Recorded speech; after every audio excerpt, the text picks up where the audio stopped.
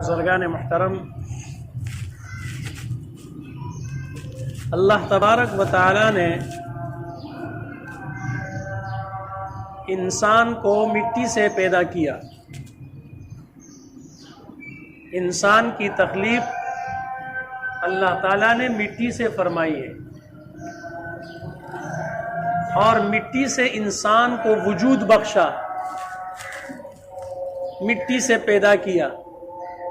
آدم علیہ السلام جو ساری انسانیت کے باپ ہیں، یعنی انسانیت کی جو نسل شروع ہوئی ہے اور انسانیت کی جو نسل پھیلی ہے وہ حضرت آدم علیہ السلام سے پھیلی ہے، اور آدم علیہ السلام مٹی سے پیدا ہے۔ تو ہم گویا سب، ہماری تخلیق اور ہمارا مادہ اور ہماری بنیاد وہ مٹی ہے، تو ہمیں مٹی سے پیدا کیا گیا۔ جنریٹر خراب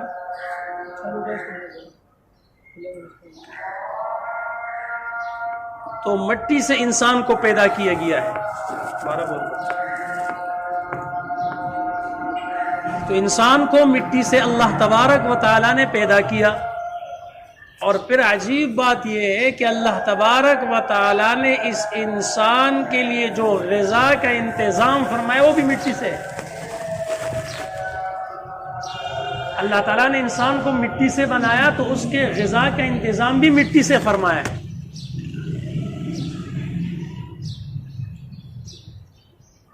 تو جتنے بھی ہماری کھانے کی چیزیں ہیں یہ مٹی سے نکلتی ہے، اناج ہے، غلہ ہے، سبزیاں ہیں، خوراک کی جتنی چیزیں ہیں،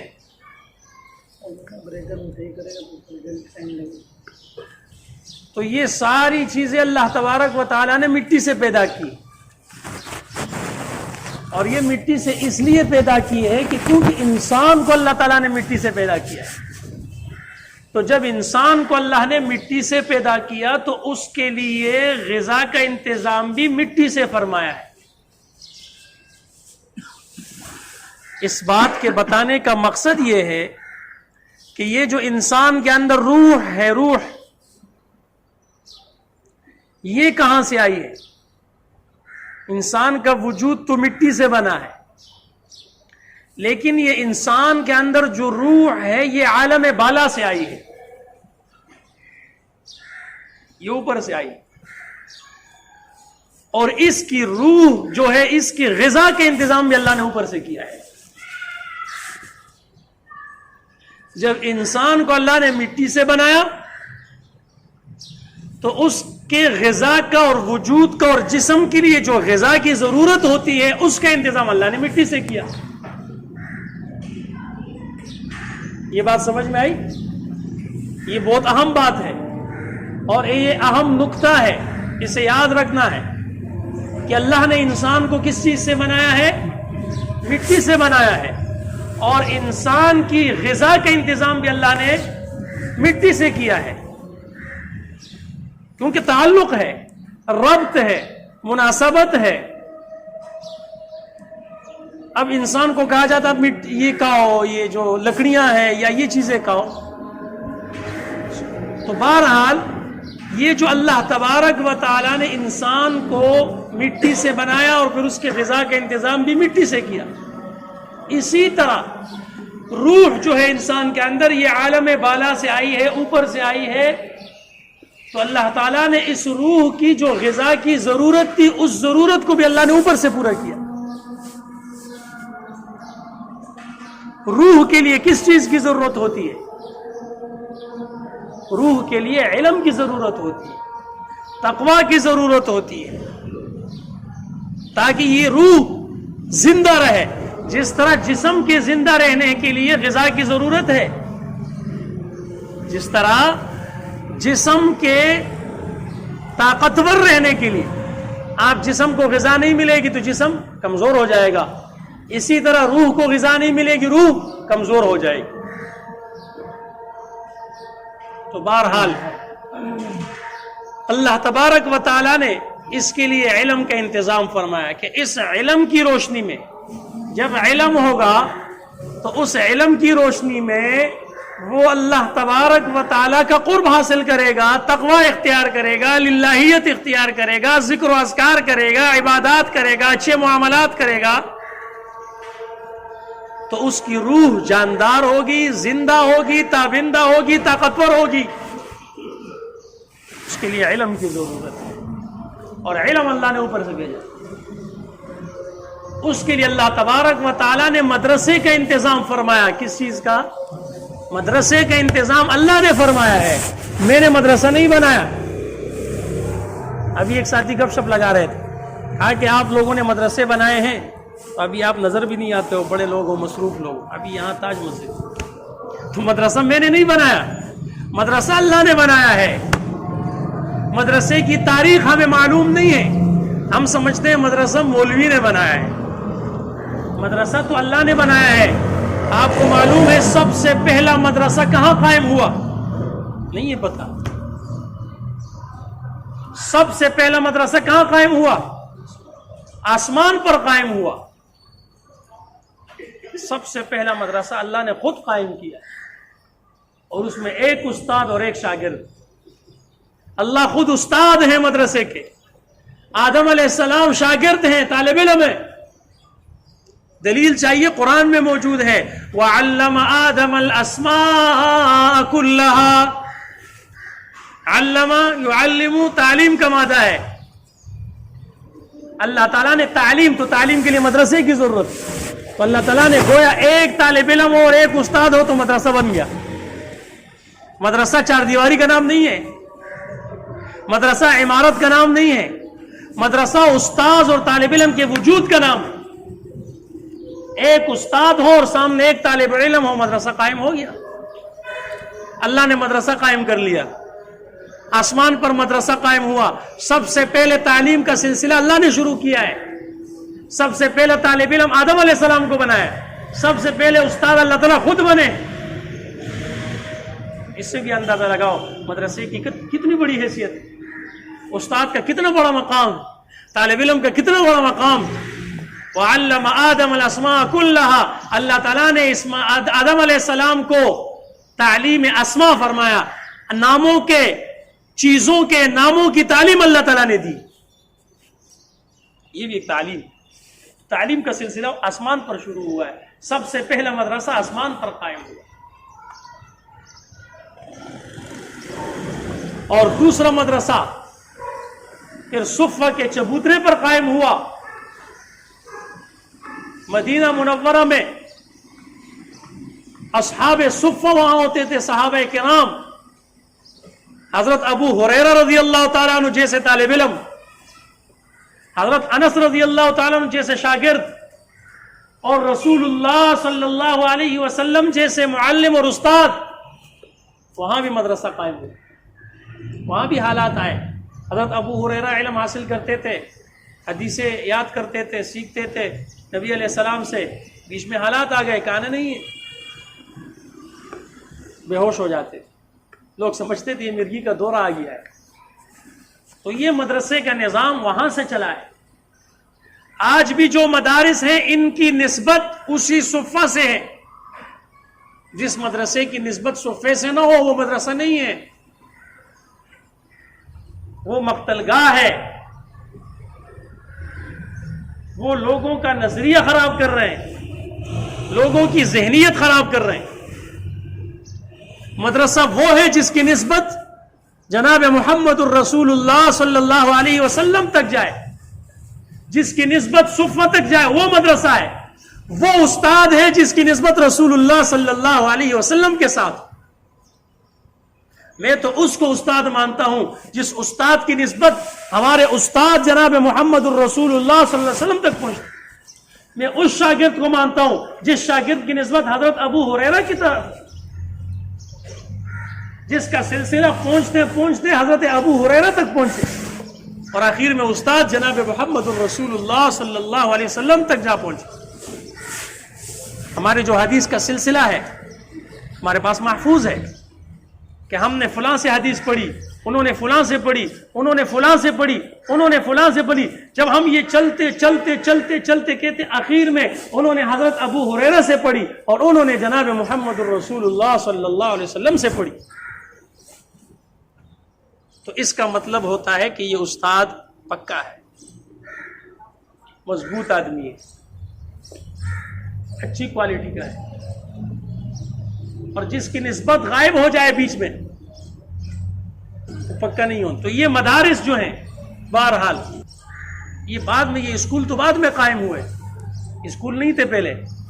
اسکولوں کا نظام دنیا میں نہیں تھا، اسکولوں کا نظام نہیں تھا، مدرسے کا نظام تھا. مدرسے میں ہی اسکول پڑھایا جاتا.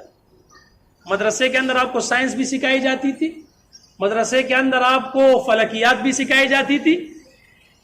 آج بھی مدارس والے آپ کو فلکیات پڑھاتے ہیں، سائنس وغیرہ پڑھاتے ہیں. لیکن اعلیٰ پیمانے پر سائنسدان کہاں سے نکلے تھے پہلے زمانے میں؟ یہ اتنے بڑے بڑے سائنسدان کہاں سے نکلے؟ مدرسے سے نکلے، مدرسے کی پیداوار تھے. پرانے زمانے کے جو سائنسدان تھے وہ کہاں سے پڑھے؟ انہی مدرسوں میں، مکتبوں میں پڑھے تھے. وہاں دینی علوم بھی حاصل کی، اپنی نسبت کو پختہ کر کے نبی علیہ السلام تک پہنچایا اور سائنسدان بھی بنے. تو صحیح معنوں میں استاد بنے، صحیح معنوں میں طالب علم بنے. اب ہماری نسبت کمزور ہو گئی. تفریق کہاں سے آئی؟ تفریق انگریز نے ڈالی. ملا اور مسٹر میں تفریق یہ انگریز نے ڈالی ہے. سائنس اور اسلام اور ان چیزوں میں تفریق یہ انگریز نے ڈالی. ورنہ یہ سب ایک جگہ پر مدرسے کے اندر پڑھایا جاتا ہے. سائنسدان مدرسے سے بنتا تھا، محدث مدرسے سے بنتا تھا. اب اسکول سے محدث نہیں نکلتا، مدرسے سے سائنسدان نہیں. اور پھر ہم سے شکوہ کرتے ہیں یہ لوگ کہ آپ مدرسے سے سائنسدان بنا کے دکھاؤ. اللہ کے بندو، تم اپنے اسکولوں سے تو سائنسدان بنا دو. تمہارے اسکول بھی اس قابل نہیں ہے کہ اس سے سائنسدان بن سکے. وہاں بھی تو آپ کو پتہ ہے کیا تعلیمی نظام تعلیم، کیا طریقہ کار، کیا ہو رہا ہے وہاں.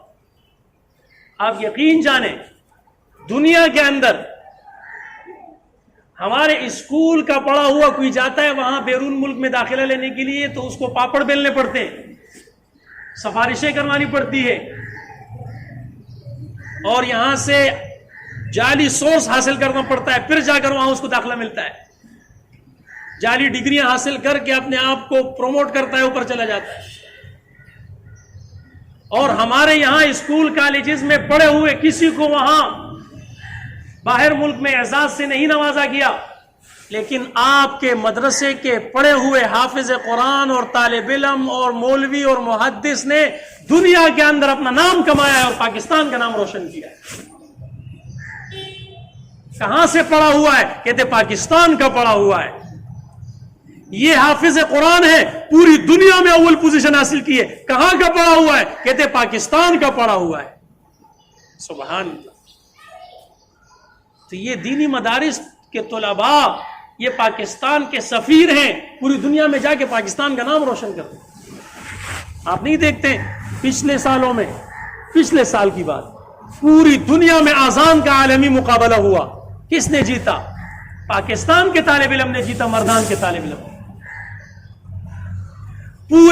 پوری دنیا کے اندر، مکہ کے اندر حفاظ کا مقابلہ ہوتا ہے. ہر سال جو طالب علم اول آتا ہے وہ پاکستان کا ہوتا ہے یا کراچی کا ہوتا ہے. اکثر سوات کے طالب علم، سوات کے چھوٹے چھوٹے بچے ہوتے ہیں، وہ اول پوزیشن حاصل کر لیتے ہیں. وہ شیخ عبد الرحمن السدیس جو پورے سعودی عرب کے اماموں کے سردار ہیں، امام الائمہ ہیں، وہ حیران کہ قرآن یہاں نازل ہوا، قرآن یہاں اترا، اور پوزیشن غیر عرب حاصل کر رہے ہیں، عجمی حاصل کر رہے ہیں. یہ مدارس کا احسان ماننا پڑے گا. یہ ان مدارس کا وجود ہے تو یہ چیزیں ہیں. مدارس کا وجود ہے تو پاکستان کی نیک نامی ہے. پاکستان کا نام روشن کیا ہے. جہاں بھی جاؤ پاکستان کے پڑھے ہوئے علماء کرام، محدث العصر مولانا یوسف بنوری رحمہ اللہ، عرب علماء، یہ ایک عجمی، ایک مردان کے علاقے میں پیدا ہونے والا پاکستان کے ایک دیہات میں پیدا ہونے والا، اور جب وہاں ایک غریب آدمی اور ایک عاجز اور متواضع انسان، لیکن حدیث کے اندر اتنا بڑا نام کمایا کہ جب یہ عرب میں جاتے تھے عرب علماء ان کے سامنے جھکتے تھے، ان کی جوتیاں اٹھاتے تھے، اور محدث العصر مولانا یوسف بدوری صاحب سے سند لیتے تھے۔ عربوں کے اندر ایک بات ہے، عرب جو ہے وہ کسی کو ترجیح نہیں دیتے اپنے اوپر، عرب کسی کو نہیں مانتے، کیوں؟ قرآن وہاں نازل ہوا، حدیث وہاں ہے، سب کچھ ان کے پاس، وہ سمجھتے ہیں کہ ہم سب کچھ ہیں، ہم سے بڑھ کر کوئی نہیں ہو سکتا۔ لیکن ہمارے مدارس کی برکات اللہ تعالیٰ نے دنیا کو دکھائی کہ ہمارے مدرسے کا پڑھا ہوا طالب علم اور استاد اور محدث جا کر وہاں نام کماتا ہے۔ آج بھی وہاں لائبریری میں جائیں، وہ اپنی لائبریری میں کسی غیر عرب کی کتاب نہیں رکھتے، لیکن میں خود اپنی آنکھوں سے دیکھ آیا ہوں، مکہ کی لائبریری میں جائیں، مدینے کی لائبریری میں جائیں، وہاں آپ کو شیخ تقی عثمانی کی کتابیں پڑھی ہوئی ملیں گی۔ کہاں کا پڑھا ہوا ہے؟ پاکستان کے مدرسے کا پڑھا ہوا طالب علم۔ وہاں آپ کو مولانا یوسف بدوری رحمہ اللہ کی کتابیں پڑھی ہوئی ہوں گی، معارف السنن پڑھی ہوئی ہے، وہاں پر مولانا انور شاہ کشمیری کی کتابیں پڑھی ہوئی۔ کس کی ہیں؟ ان مدرسوں کے پڑھے ہوئے، ان چٹائیوں پر بیٹھ کر پڑھے ہوئے طالب علموں کی کتابیں آج عرب لوگ ان سے استفادہ حاصل کر۔ اور ایک عجیب بات بتاؤں، شیخ تقی عثمانی صاحب دامت برکاتہم، اللہ تبارک و تعالی ان کی عمر میں برکتیں نصیب فرمائے، اس امت کا سرمایہ ہے۔ وہ عمرہ کرنے گئے، جب عمرہ کرنے گئے شیخ تقی عثمانی صاحب، تو جب مدینہ میں مقیم تھے تو مدینہ منورہ کے جتنے قضات ہیں، جتنے جج ہیں، کچھ جج ایسے ہیں جو مسجد نبی کے امام بھی ہیں، امام بھی ہے اور قاضی بھی ہے۔ تو ان سب نے یہ مشورہ کیا کہ ہم شیخ تقی عثمانی سے کتاب قضا پڑھنا چاہتے ہیں کہ قضا کا منصب کیسے سنبھالا جائے اور جج کے فرائض کیسے سر انجام دی جائے، کیونکہ شیخ تقی صاحب جج ہیں۔ تو مسجد نبوی کے تمام ائمہ جو علماء کرام ہیں اور مدینہ منورہ کے تمام قضات اور جج اور چیف جسٹس سمیت سارے آ کر روزانہ بیٹھتے ہیں، شیخ تقی صاحب سے سبق پڑھتے ہیں۔ 15 دن تک انہوں نے شیخ تقی عثمانی صاحب دامت برکاتہ عالیہ سے سبق پڑھا اور کتاب القضاء مکمل کی۔ مدینے کے وہ ہمارے امام ہیں، اماموں کے امام، ہم فخر سمجھتے ہیں ان کے پیچھے ایک نماز پڑھنے کے لیے۔ اور ہمارا شیخ تقی عثمانی صاحب جو پاکستان کا پڑھا ہوا ایک مدرسے کا، وہ جا کر ان کا امام بن جاتا ہے، ان کو استاد بن جاتا ہے۔ کی طاقت بزور رسول نے تانا بخشت خدائے بخشت۔ تو دینی مدارس کا کردار واضح و روشن ہے۔ واقف تو ہے اس راز سے یہ دار و رسم بھی ہر دور میں تکمیل وفا ہم سے ہوئی، الحمدللہ ہر میدان کے اندر کردار ادا کیا، بلکہ مدرسے کی اہمیت مسجد سے زیادہ ہے۔ اگر مدرسہ نہیں رہا مسجد میں ختم ہو جائے، یہ بات یاد رکھیں۔ آپ کی مسجد کی ضروریات مدرسہ پوری کرتا ہے۔ مسجد جب بنتی ہے تو مسجد کو امام کی ضرورت ہے کہ جو صحیح معنوں میں عوام کو نماز پڑھائے۔ اگر امام کی نماز غلط تو سب عوام کی نماز غلط ہو جائے گی۔ اب ایک آدمی کو نماز کے مسائل کو پتہ نہیں، وہ نماز پڑھا رہا ہے، وہ سب کی نماز ہے۔ تو مسجد کو امام کی ضرورت ہے، عالم کی اور خطیب کی ضرورت ہے، وہ مدرسہ فراہم کرتا ہے۔ تو مسجد کی ضرورت مدرسہ پوری کر رہا ہے۔ تو مدرسوں کا کردار واضح و روشن ہے، لہٰذا آپ سے بھی درخواست کرتے ہیں کہ آپ بھی مدرسوں کے ساتھ یہ تعاون فرمائیں کہ اپنے بچوں کو مدرسے میں ڈالیں گے۔ یہ مدرسے کے ساتھ آپ کا تعاون ہے تاکہ آپ کے بچوں کا مستقبل بن جائے۔ مدرسے کا مقصد کیا ہے؟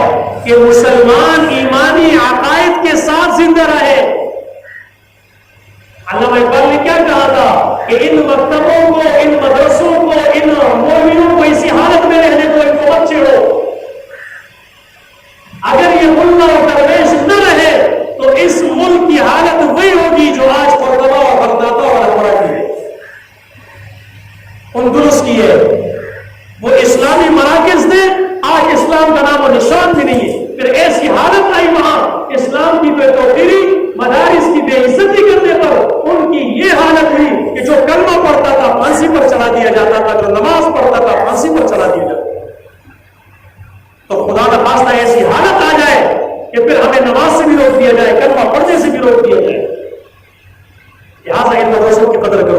اپنے بچوں کو مدرسوں میں پڑھواؤ تاکہ ان کا مستقبل بن جائے، تاکہ وہ ایمانی عقائد کے ساتھ زندہ رہے۔ لوگ کہتے ہیں اگر میں نے بچے کو مدرسے میں پڑھوایا تو وہ کھائے گا کہاں سے؟ اب یہ فلسفہ ہمیں سمجھ میں نہیں آیا کہ لوگوں کے ذہنوں میں یہ بات کیسے بٹھائی گئی اور لوگوں نے کیسے اس کو قبول کیا۔ اللہ نے انسان کو شعور دیا ہے، عقل دیا ہے، سوچنے کی صلاحیت دی ہے۔ ہم یہ بھی اعتراض کرتے ہیں کہ کوئی بھی زیادہ کہتا ہے اور واقعات زیادہ کہتا ہے۔ اگر معاشرے کے اندر دیکھا جائے تو سب سے زیادہ کہتا بھی تو مولوی ہوتا ہے، سب سے زیادہ کہتا بھی تو اللہ تعالیٰ کھلاتا ہے۔ تو لوگ یہ بھی اعتراض کرتے ہیں کہ مولوی زیادہ کہتے ہیں، مشہور ہے یہ بات، مولوی زیادہ کہتے ہیں، ٹھیک ہے۔ تو پھر ہم کہتے ہیں جب مولوی زیادہ کہتے ہیں تو تم بھی مولوی بنو، اپنے بچوں کو بھی مولوی بناؤ تاکہ تمہاری بھی زندگی بن جائے، تاکہ تم بھی کہتے پیتے بن جاؤ۔ تو یہ بات پہ سمجھ میں نہیں آتی کہ اپنے بچوں کو مولوی بناؤ تو وہ کھائے گا کہاں سے؟